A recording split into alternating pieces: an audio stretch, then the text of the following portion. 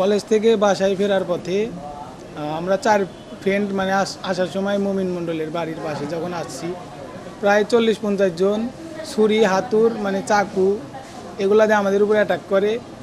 আমাদের 3টা ফ্রেন্ডকে হাতুড় দিয়ে মনে করেন বাইরেছে, আর আমাকে চাকু দিয়ে পিছন থেকে আঘাত করছে। যখন আঘাত করে আমাকে, আমি যথাসম্ভব আমার হাত দিয়ে ছুরিটাকে আটকাইতে গিয়ে হাতও কেটে গেছে, ছুরিটাও রেখে দিয়েছি। মানে ওদের বিষয়ে জানি কড়া শাস্তি হয়, এটাই চাই। কালকে কলেজ থেকে ফেরার পথে আমরা 4 বন্ধু একসাথে আসার সময় মজিদ মণ্ডলের বাড়ির পাশে জয় বাংলা স্লোগান দিয়ে আমাদেরকে অতর্কিতভাবে হামলা করে।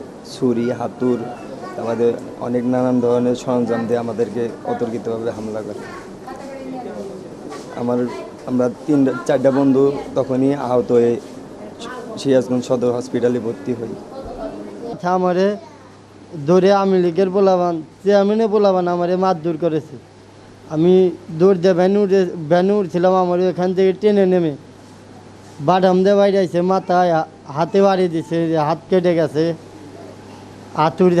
হাতুড়ি দিয়ে বাইরেছে। পরে আমার বড় ভাই আসছিল, তিনি ওদের ওখান থেকে টাইনা নিয়ে আসে, আমারে নিয়ে বাড়িতে নিয়ে এসে পরে হসপিটালে নিয়ে।